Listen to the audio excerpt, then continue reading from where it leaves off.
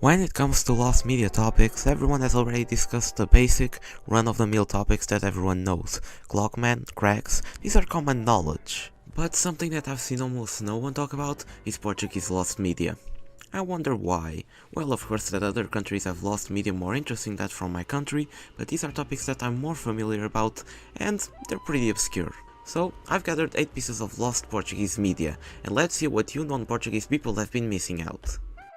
Doraemon is one of the most influential animes of all time. It's basically the equivalent of Mickey Mouse in Japan. The series has received numerous TV adaptations, from the Lost 73 anime to the 1979 anime and finally the current one, from 2005. But let's focus on the 79 anime. The second Doraemon anime ran from 1979 all the way to 2005. It ran for 1787 episodes and is currently the longest running Doraemon anime, until Doraemon 2005 beats the record in 2031. Here in Portugal, the series aired in Spanish with Portuguese subtitles from 2001 to 2010 in the children's channel Canal Panda, until it got an actual Portuguese dub in 2010 that even ran in Cartoon Network of all places, after Canal Panda lost the rights to air it on their channel. But there's a dub so mysterious that there's no trace of it online.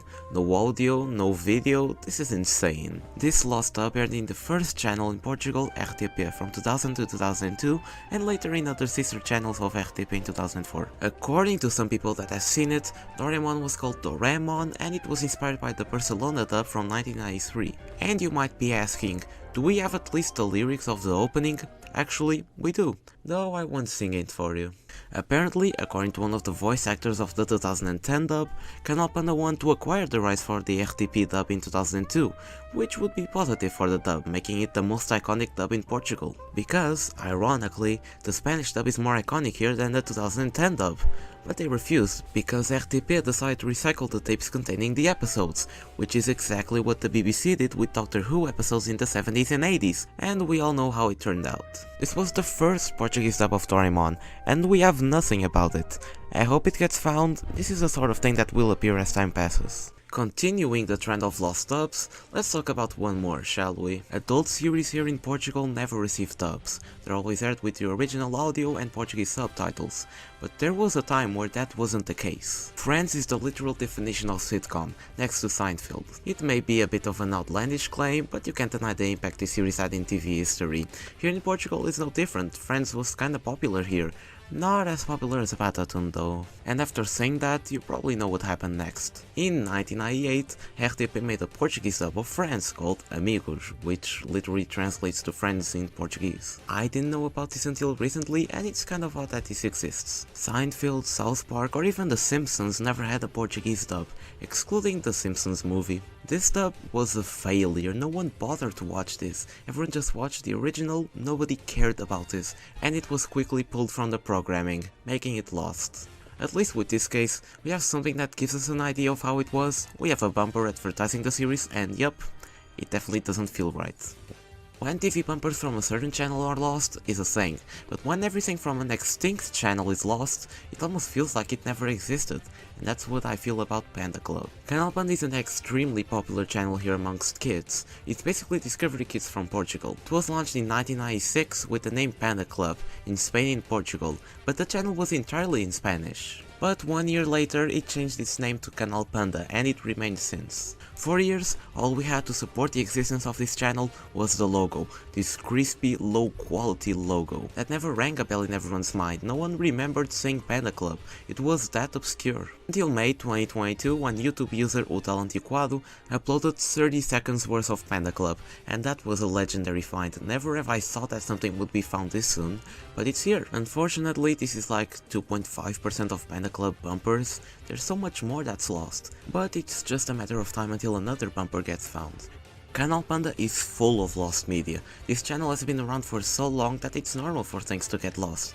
primarily being from Portugal. But this next case, it's a bit different. From 2001 till 2011, Canal Panda ended their transmissions around 11 PM and you were greeted with this abomination. This is notorious for being creepy and traumatized a generation, and apparently it's incomplete. According to sources, before this screen popped up, a white screen faded in with a clock ticking sound in the background, and when the screen fades out to the background of the video, with the woman in the background saying "See you at 5 AM in Canal Panda," and then the video played. I remember seeing this when I was a kid, and I don't remember that happening, but that's obvious because it was more than a decade ago, and it really didn't stick to my mind when this played next. Some were able to identify the voice saying the phrase, and apparently it's the same woman from this bumper from 2001.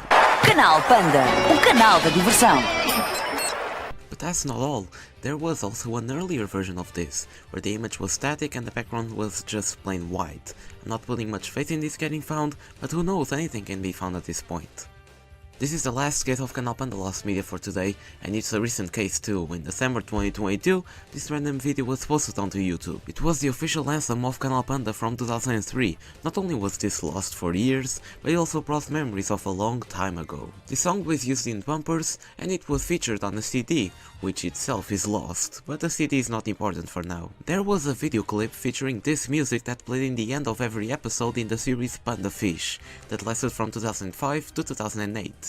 The video clip apparently featured Panda, the mascot of the channel, dancing, and we know nothing else. I don't remember nothing about this is something past my time. To be honest, hearing the full song gave me goosebumps, because in the 2010s it was rarely heard. And if it was heard, it was just the same 10 seconds without vocals. I hope the video clip gets found sometime soon. Dingo Pictures was a German company specialized in making garbage. They made many low quality animated movies that straight up copied Disney movies, but they were so much worse. Their movies are so bad that even became internet memes. This is the power of Dingo Pictures. Not many dubs were made for their movies, but apparently Portugal couldn't pass up of these god-awful movies. More specifically, they chose Aladdin of all things. Aladdin is a movie made by Dingo in 1993 and it straight up copied Disney's Aladdin. They didn't even try. And in October of 2019, a Portuguese dub was mysteriously aired in the channel DPA1 in Angola. It aired for 5 days straight in the channel, and still, in a time where everyone uses the internet and Dingo was still present in meme culture, it got lost. All we have is the intro and an incomplete music in the movie, all in low quality. Shit, if I knew this aired back then, I could have easily recorded it. I think we also have the channel here in Portugal. This is a bit of a personal one, and I've never seen anyone mention it, and that's the premiere of Panda Bigs, a channel which is basically Canal Panda for grown-ups. Channel premiered December 1st, 2009, and it was a big deal. Numerous bumpers were made to promote the channel, and even a single was released. They were hyping this up if it was the second coming of Christ, and I think they succeeded it.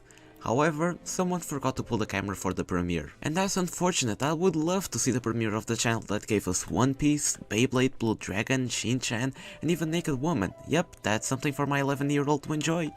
Now save the best for last. If you are Portuguese, you've heard about this myth. It's common knowledge here. The original series Batatune aired from 1998 to 2002 in TVI, and it featured two clown hosts, Batatinha and Companhia. Alongside the audience, they would play games, sing songs, and air their cartoons, Powerpuff Girls, Digimon, Sonic Underground, and so much more. But, according to rumors, the transmission from March 15, 2002 didn't go very well.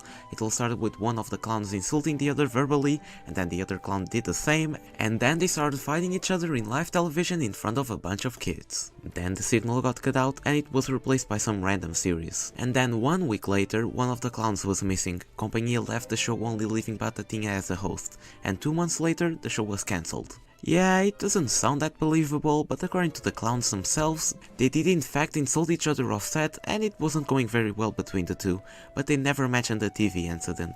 Rumors of this started appearing online around 2006 in blog posts detailing the event, but some were written in an ironic way.